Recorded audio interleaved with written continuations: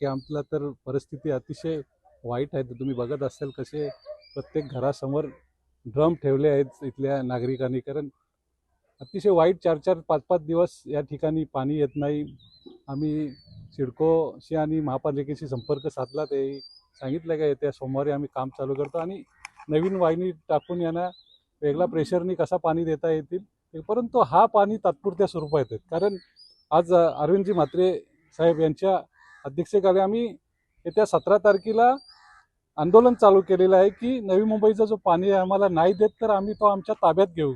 कारण हा जो मोरबे धरण होता, हा सिडको आणि महाराष्ट्र शासनाने जो सिडको क्षेत्र आहे, कामोठा, कळंबोली, तलोजा आणि नवी मुंबईचा क्षेत्र आहे, ह्यांनाच पाण्याची व्यवस्थेसाठी तो डॅम बांधला होता.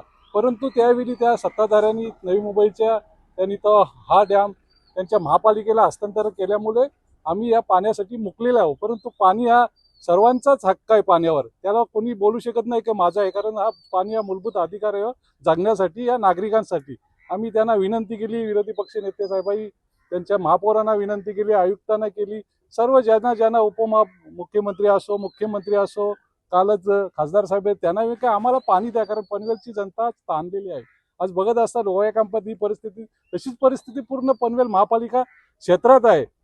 आणि आम्ही काय मागतो, आता 20 देता आम्हाला 30 दे, कारण आमचा हक्काचं 75 MLD पाणी आम्हाला खऱ्या अर्थाने नवी मुंबई महापालिकेने त्या मोरब्या डॅमचे दिला पाहिजे. परंतु तरी सुद्धा आम्ही 30 MLD मारतो, काय त्या 30 MLD मध्ये आमची थोडी तरी ताण भागेल. परंतु हे जो सरकार असो किंवा मुंबई महापालिका हे आमचा कुठलाही जो आमची मागणी मान्य करीत नाही. म्हणून येत्या 17 तारखेला आम्ही अरविंदजी म्हात्रे असो, आमचे सर्व आघाडीचे जे घटक पक्ष आहेत, सर्व पनवेलचे नागरिक मोठ्या प्रमाणे आंदोलन करतील आणि ज्याला जो जबाबदार काय आमच्या अनुचित घटना असतील ते महापालिका असेल किंवा सरकार असेल. कारण आज जनतेची अवस्था बघा, पाणी ज्या मूलभूत घटक आहेत, पाणी, शिक्षण, आरोग्य, हे तर जाऊ दे, पण पाणी तरी द्या.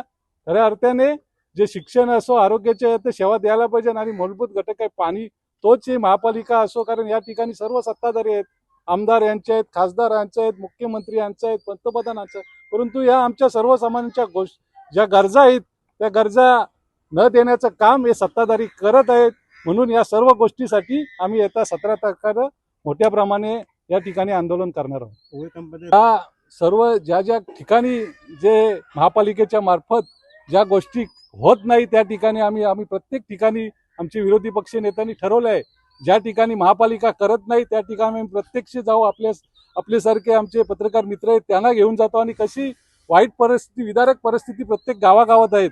परंतु येत्या महिनाभरात आम्ही आयुक्तांशी बोललो का महिनाभरात इथली आम्ही कामे करून देतो. परंतु ही विदारक परिस्थिती, आज महापालिकेचा 5,000 कोटीची अर्थसंकल्प सादर केला, पूर्ण महाराष्ट्रात बजेट सादर झाला, परंतु पनवेलचा अजून पण बजेट मंजुरीसाठी शोकांतिक आहे.